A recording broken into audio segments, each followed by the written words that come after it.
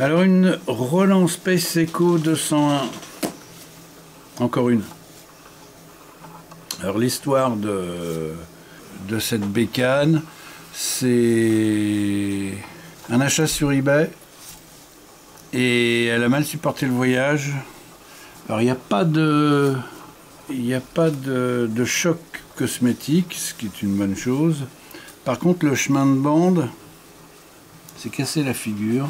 Il s'est cassé la figure, c'est-à-dire que la bande ne passe plus correctement devant les têtes. Alors je l'ai retordu un petit peu, mais il faut faire ça dans les règles de l'art parce que c'est juste pour voir ce qui s'était passé.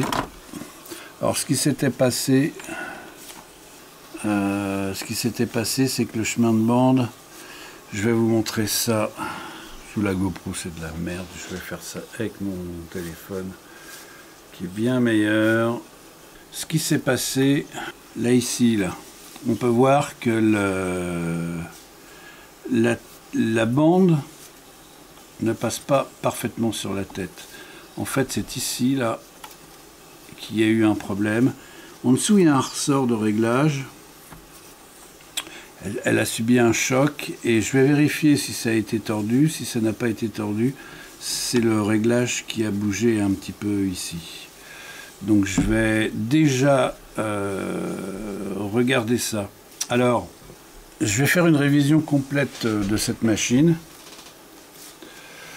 Ça veut dire que je vais d'abord me concentrer sur tout ce qui est mécanique. On ne fait pas de... Ah, il y a un problème. Je ne sais pas si vous entendez. Il y a un problème avec l'axe du cabestan. Donc problème de hauteur de bande. Oui, je me suis arrêté parce que ça faisait du bruit, mais ce que je veux dire, c'est que vous entendez?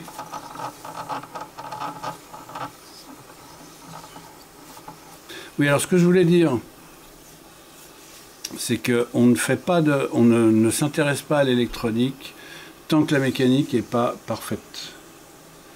Que la bande défile bien, que tout est correct au niveau des têtes, de la vitesse de défilement, etc., etc. Tant qu'on n'est pas OK au niveau mécanique, on ne touche pas à l'électronique. Autre chose, quand c'est une bécane qu'on a achetée, dont on est le premier propriétaire, on va dire, on ne touche pas aux têtes non plus. Elles sont réglées d'usine, il n'y a aucune raison que ça bouge. À part un choc. Mais normalement, comme c'est sur ressort, à moins que tout soit tordu, mais ça doit se remettre en place, hein, c'est tout. Donc ne touchez pas, je le dirai à chaque fois de toute façon que je fais soit un magnéto, soit une chambre d'écho à bande, on ne touche pas au réglage des têtes, jamais. Donc on va tout vérifier au niveau mécanique. Après, on passera à l'électronique. Alors, l'électronique, il y a un problème.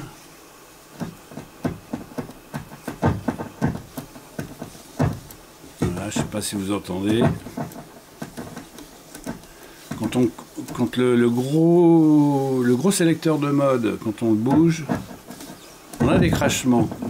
Donc ça, on verra ça après. Pour l'instant, de toute façon, ça va être réglage du chemin de bande. Une fois que tout sera propre, réglé, que le galet presseur ne fera pas des siennes, je pourrais attaquer l'électronique. Pas avant. Avec une bande neuve, hein, l'électronique. Je mettrai une bande neuve, parce qu'elle ne m'a pas l'air d'être en grande forme. Alors déjà, ce que je vais faire, c'est que je vais enlever la plaque... dessus, on y verra plus clair. Voilà. Ça nous permet de voir, ouais, vous voyez bien là-haut, ouais. Ça nous permet de voir le tank de réception de la bande, comment ça marche. C'est malin. Alors, je voudrais voir... Il faut prendre un réglet déjà et il faut régler la plaque du dessus. Alors normalement on doit être à 10 mm 0,5 plus ou moins 0,5. On en est loin. Donc, on va remonter. Donc je mesure, je ne sais pas si on voit là, je mesure ici, je mesure la hauteur de la plaque là, par rapport au châssis. Alors, si je vous montre, on peut voir qu'ici en haut et en bas, on a à peu près le même écart avec le petit liseré de la tête qui est derrière. Ça, c'est la tête d'effacement. C'est celle qui est le plus facile à voir. Ici, là, on est trop haut. La bande devrait être un peu plus bas. Pas trop quand même. Voilà, faut pas qu'elle sorte. Alors, il y a des réglages aussi ici, mais il faut déjà être bien ici, là. Il faut déjà que cette plaque soit bien avant de toucher aux autres réglages et de tout réaligner correctement. Ici, ça va pas, là. Là, on a un truc qui va pas, là. Comme quoi, ça a bien bougé, hein, ici, là, on frotte, la bande frotte sur là-dessus. Ça devrait pas. La bande ne doit pas frotter là-dessus. Donc là, on a vraiment un problème. Hein.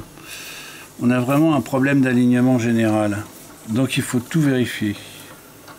Il faut tout vérifier. J'aimerais bien voir, avec une règle de mécanicien,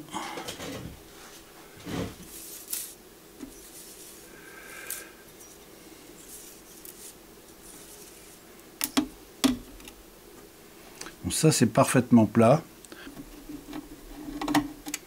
Ici, alors je démonte le petit cache ici. Parce que comme apparemment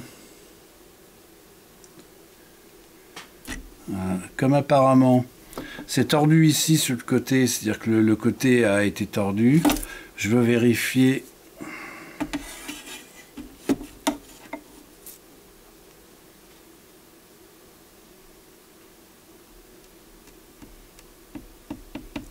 un petit peu comme ça, la plaque est un petit peu comme ça. Donc ce que je vais faire, alors là il faut y aller, hein. Il faut essayer de retordre un petit peu, voilà. Ouais, bah ça va. Ah, là il y a aussi un petit peu. Elle a bougé, hein, elle a bougé, incontestablement. Alors là, on a, je sais pas, un dixième, mais c'est pointu, hein, ces bécanes-là. On n'apporte jamais assez d'attention au chemin de bande. Le chemin de bande doit être parfait. C'est vraiment critique. Hein. Si on ne fait pas attention, on a vite fait d'avoir quelque chose qui fonctionne mal. J'enlève pas encore la bande parce que j'ai besoin de l'avoir en référence. Là, ici, c'est plutôt bien. Là, ici, c'est bien. C'est vraiment ce côté-là qui est louche. On entend. Il n'y a pas grand-chose. Il n'y a pas grand-chose. Si je la remets en route...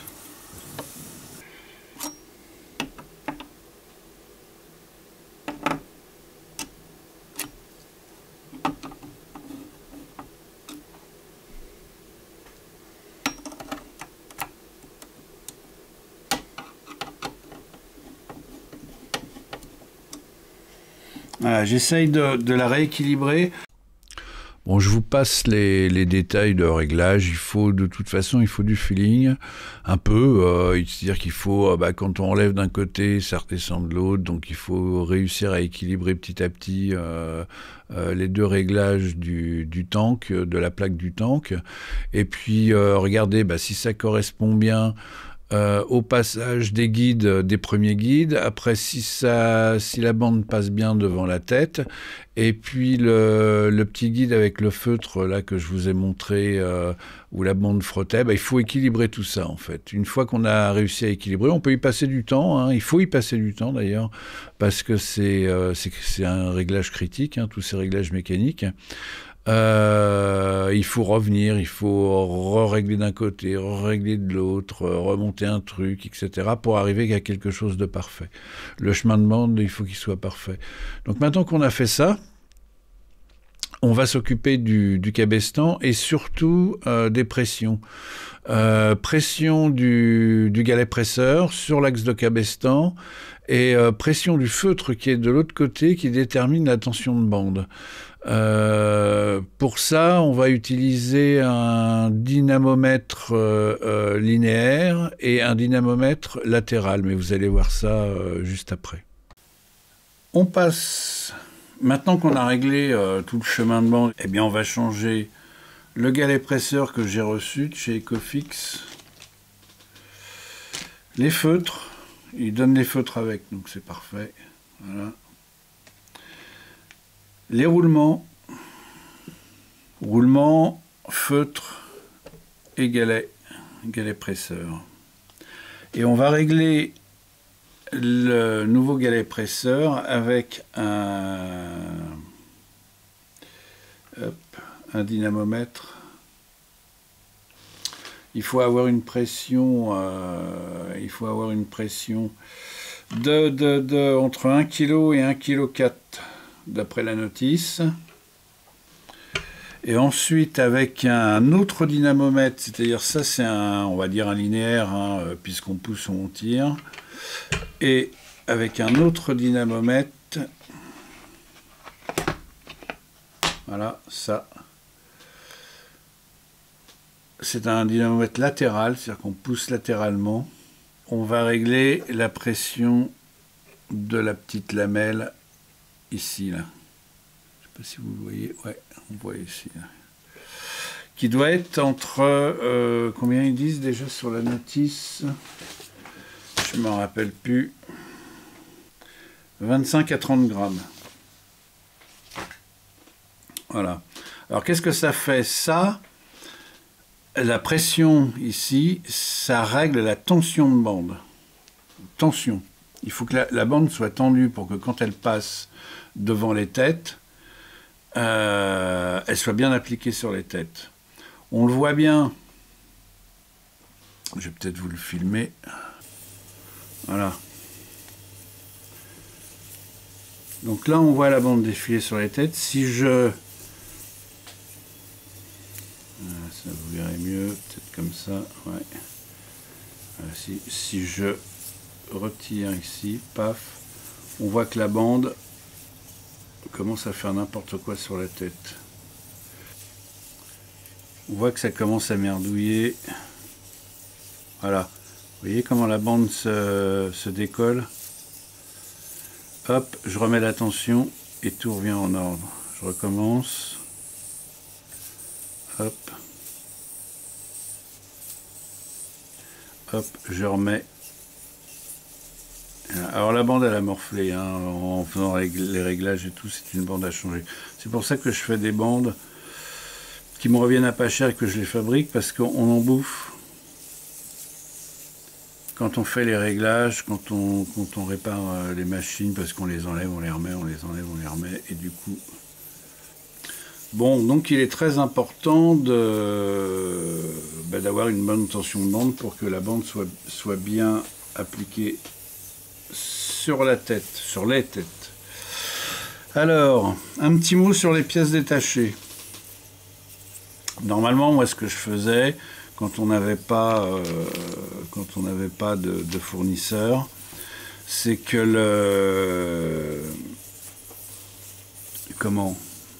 le galet presseur, j'ai un tour, je le passais au tour, je le resurfaçais et je le remettais. Et je réglais la tension du galet presseur. Quand on n'a pas, on n'a pas. Hein. Maintenant, on a des pièces. Alors, évidemment, ça c'est valable. Reconditionner un galet presseur comme ça, c'est valable si le caoutchouc est encore un peu souple. Là, il commence à être très dur. Comparé au neuf, qui est un petit peu plus souple. Ça reste dur, hein, de toute façon. Le problème, c'est que là, je ne sais pas si vous avez vu, il y a un jeu infernal. Je vais reprendre le... Voilà, ici, là. Là. Il y a un jeu infernal. Et quand il tourne, vous allez voir qu'il tourne pas rond du tout. Mais alors vraiment pas rond. Vous voyez comment il...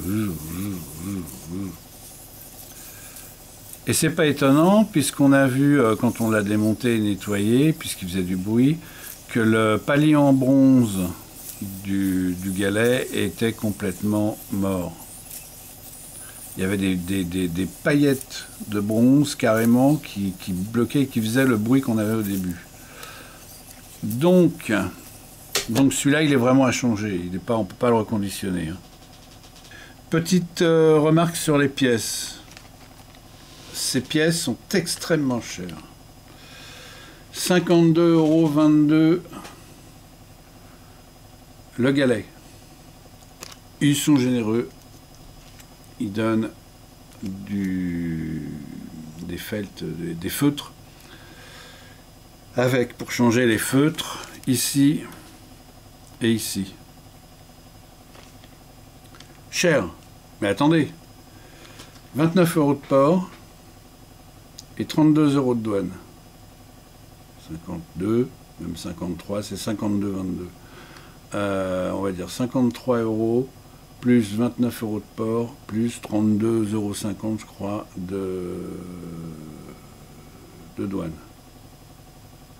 Et à chaque fois que je fais une commande chez Ecofix, là, moi j'en ai fait une autre, les deux, il y a eu de la douane à chaque fois, donc apparemment par DHL. Donc à chaque fois, on n'y coupe pas. Donc très cher, mais indispensable. Par contre, il y a aussi, comme vous pouvez le voir ici, il y a un roulement. Ici, je croyais qu'il y en avait deux, non, il n'y en a pas deux, il n'y en a qu'un. Il y a un roulement ici. Je vais le changer.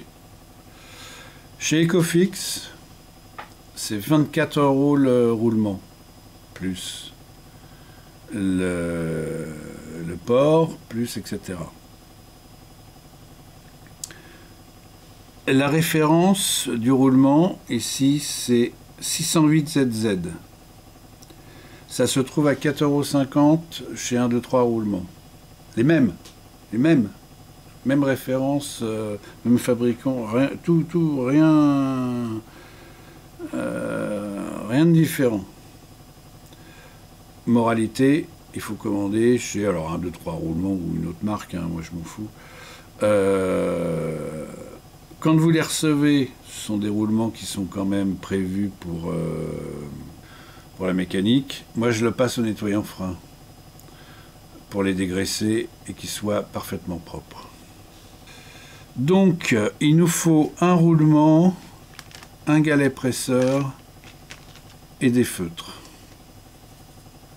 On commence par quoi? Déjà, je vais vérifier un peu comment elle est réglée. On va vérifier les pressions.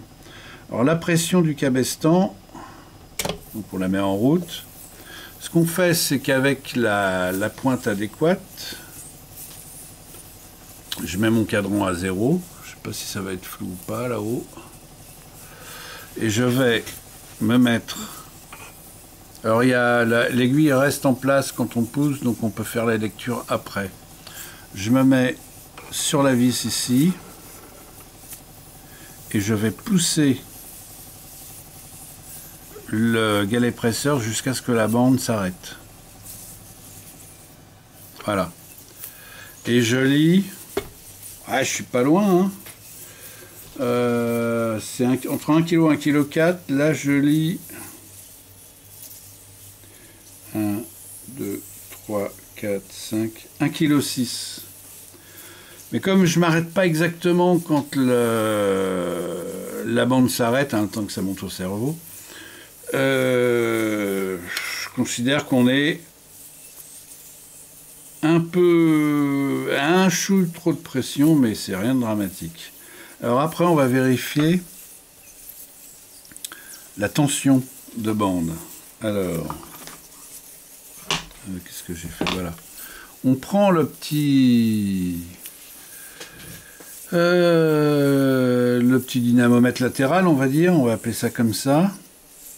Et je vais pousser le feutre jusqu'à ce que le feutre se décolle et que la bande ne soit plus appliquée. Alors j'ai pas mis à 0, on va mettre à 0. Voilà.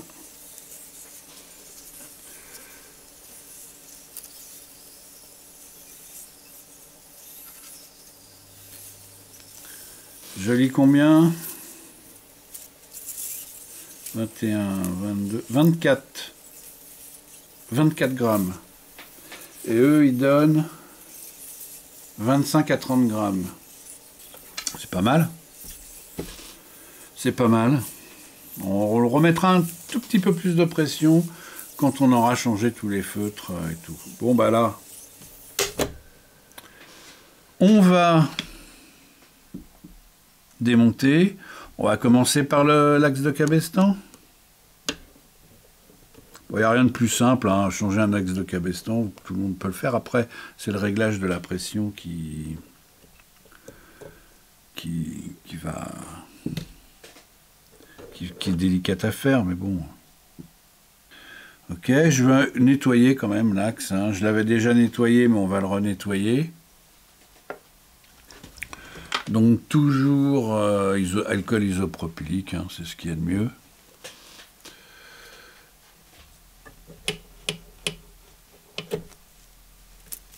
Parce que ça c'est déjà bien encrassé, la bande s'abarre. Vous voyez, quand on utilise une bande pour faire les réglages, bon bah forcément on la bousille, hein, parce que je vais en profiter pour renettoyer l'axe de cabestan. Je l'avais déjà fait, mais ça mange pas de pain. On va se mettre le nouveau galet. Nouveau galet que je vais nettoyer à l'alcool isopropylique. On ne sait jamais où ça a traîné. S'il y a du gras dessus, il ne faut pas qu'il y ait de gras. Hein. Donc on va profiter qu'il est démonté. Alors, on sent qu'il a du grip par rapport à ça qui est tout lisse et tout, c'est même presque collant. Enfin c'est dur, je sais pas, c'est bizarre. Alors que là on sent que le truc. Donc voilà, alors là il est super libre. Là comparé à l'autre, bon l'autre il est vraiment mort, mais alors je suis curieux de voir ce que ça donne au niveau de la tension de l'axe de cabestan. Hop. Alors on va pousser où? On va pousser là. Ah, c'est moins facile à pousser. C'est ce que je peux pousser ici. Ouais. Alors. 2 kg 1. Je sais plus ce qu'il donne. Ah, c'est beaucoup. Hein. 1 kg, 1 kg 4. Je suis à 2 kg 1. On fera peut-être... Oui, on sent que ça frotte de trop. Alors, réglage.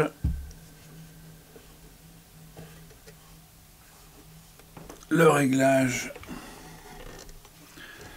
de la tension de cabestan. Alors, c'est galère. Hein.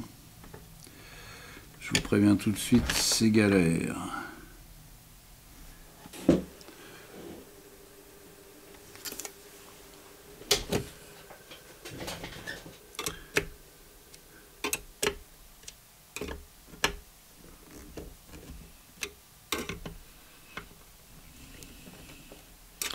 Là, le réglage de l'électroaimant, c'est les 4 vis ici. Alors, je vais essayer de le repousser un petit peu. Je teste parce que je ne sais pas, ils disent pas dans quel sens et je ne me rappelle plus.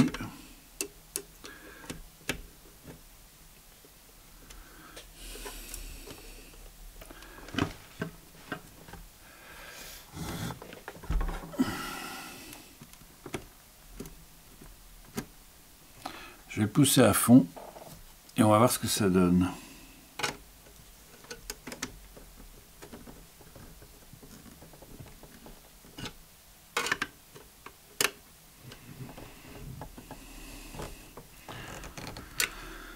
Voilà.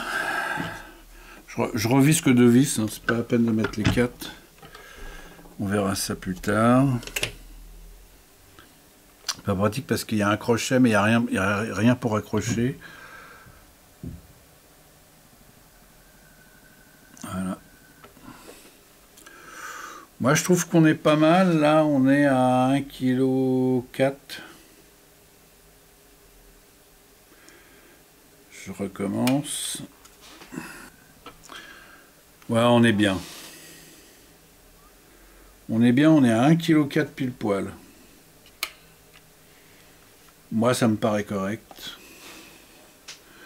Donc, je vérifie bien le serrage des vis. Hop. Comme j'en avais remis 2. Le maître mot hein, dans ces bécanes-là, au niveau mécanique, c'est la propreté. Il faut que tout soit clean. Sinon, alors, il y a un grand débat. Je ne sais pas ce que vous en pensez. Il y a des gens qui ne veulent pas, qui préfèrent plutôt une chambre d'écho qui pleure. Parce que pour eux, la caractéristique des chambres d'écho, c'est le pleurage. Comme pour les mini-cassettes. C'est fou. Les mini-cassettes, aussi bien que les chambres d'écho, quand elles étaient neuves, elles pleuraient pas. Elles pleurent parce qu'elles sont vieilles. Alors tout le monde dit, ouais, c'est le son vintage. Je suis désolé, mais si on cherche le son de l'époque tel quand elles étaient neuves, elles pleuraient pas. Hein. Toutes les bécanes. Alors après, c'est devenu un style, effectivement. C'est une histoire de goût, hein. Moi je juge pas. Hein. C'est devenu un style, c'est-à-dire qu'il y a des groupes qui ont fait des trucs avec de l'écho qui pleurait, ça a plu. Et puis on a trouvé ça marrant. Et puis normalement, la chambre d'écho ne doit pas pleurer. De toute façon, là, on n'avait pas le choix. Puisque l'axe du cabestan, le palier en bronze était mort, donc là il fallait le changer. Là, si on regarde, il n'y a plus du tout de jeu là, et c'est parfaitement libre. Donc là, ça va améliorer le défilement de la bande considérablement. Hein. Donc, on va passer maintenant au ressort. Je vais peut-être changer les feutres ici. Les feutres, hein, il faut un petit cutter comme ça, un petit scalpel. Et puis, tout simplement, on ouvre. Là, vous voyez, là, ça tourne, là. Ouais. Là, on ouvre, puis on décolle les feutres, l'ancien feutre. Si quelqu'un a une idée, là, en regardant la vidéo, où on peut trouver, parce que je pense que les feutres pour... j'en ai là des feutres pour les pieds de chaise. Ils sont durs quand même. Ils sont durs. Mais à mon avis, ça doit faire le taf. Hein. Le fait d'avoir changé, d'avoir remis des feutres neufs, etc., ça a complètement... ça a complètement déréglé le chemin de bande. Donc, bonne chose à savoir. Avant de régler le chemin de bande... changer déjà tout, ce qui paraît assez logique après tout. Bon, là j'ai fait des petites marques au feutre, je ne sais pas si vous les voyez. Je vais le démonter parce que comme la tension est bonne, je vais voir ce que ça change au niveau de la tension de la bande. Parce que là, lui, il faut le changer par contre, le feutre là, parce qu'il est rincé de chez rincé.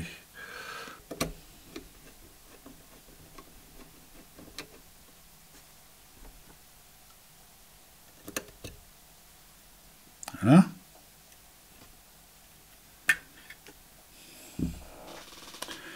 Ouais, alors le feutre là, hein. Et en plus, il bloque un peu là-dessus. Il faut que je change le roulement aussi. Donc je vais en profiter, comme ça on va tout nettoyer. On va démonter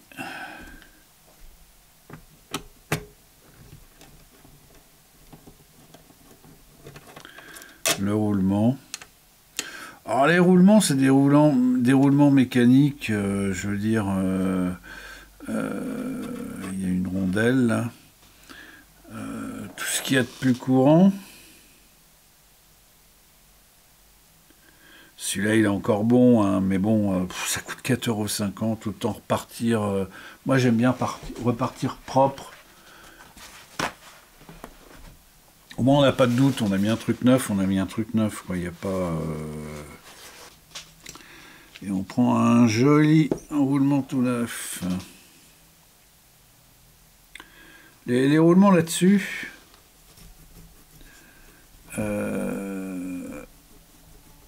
C'est pas vraiment, c'est quand même des trucs faits pour de la mécanique qui chauffe, qui. Donc, mais bon, c'est bien, moi je préfère. Je préfère partir propre. Hein. 4,50 €, on n'en aura pas. Ouais, l'autre est un petit peu plus dur quand même. Hein. Parce que là, là, ça roule tout seul. Bon, tant mieux. On n'a pas travaillé pour rien. Alors on colle le nouveau. Même punition, hein. Voilà. Alors. Ah ouais, ça va être mieux. Parce que l'autre, je sais pas s'il est d'origine, mais l'autre était beaucoup plus large. Je me demande s'il est d'origine parce qu'on dirait qu'il est coupé un peu de travers. Il est beaucoup plus large et il frottait un peu sur le flanc du roulement, là. Et donc, on ne savait pas si ça appuyait bien ou pas. Tandis que là, on est sûr que ça appuie bien. Je vais essayer de le remettre comme il était, parce qu'il était bien réglé.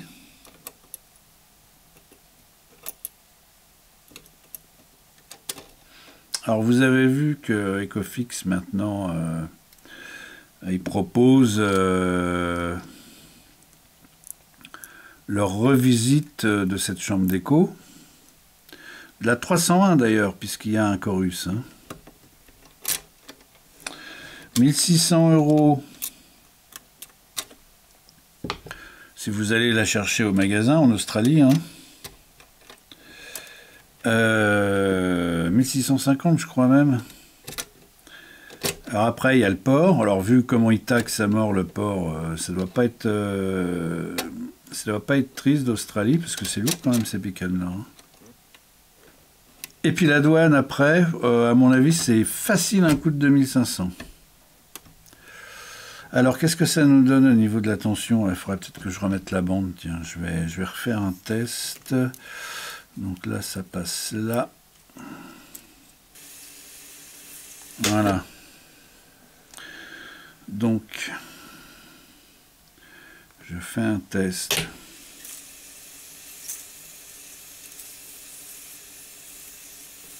Si je ne remets pas à 0, ça va pas aller.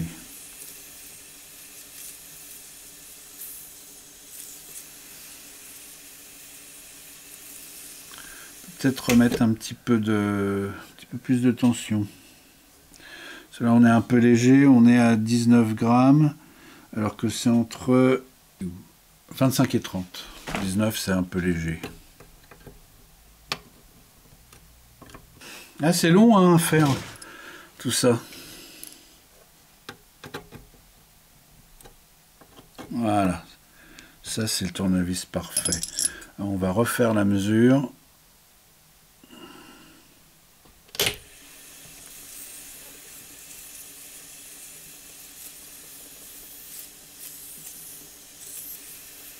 Ouais, là on est bien. Là on est à 25 grammes là. Moi je trouve ça sympa, on va le tester. Hein, pas de raison. On va se brancher une petite guitare. Allez tiens, on se met sur instrument. Hein.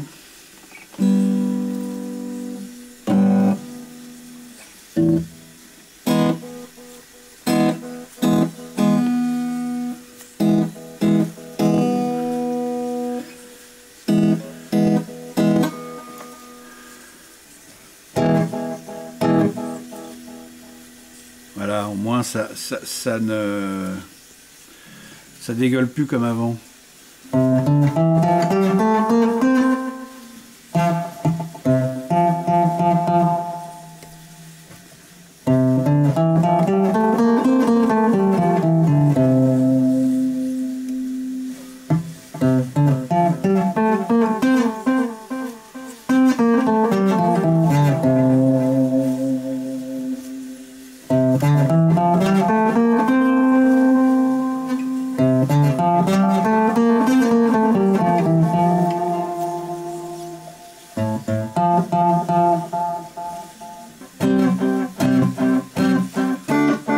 On va mettre une bande neuve quand même, hein.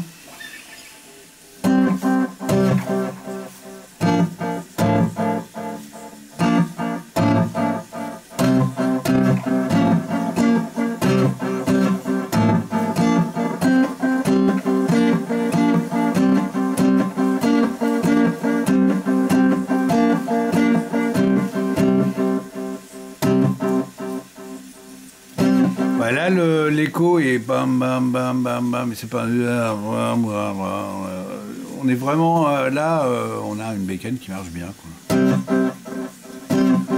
part la bande qui est morte, là, on voit, elle a des pètes partout.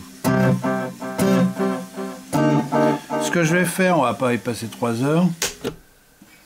Je vais changer les condensateurs de l'alimentation. Et puis après, on mettra une bande neuve et là, on fera un vrai test. Parce que là, avec la bande morte, ça vaut pas le coup. Bon, ben, on passe à l'électronique.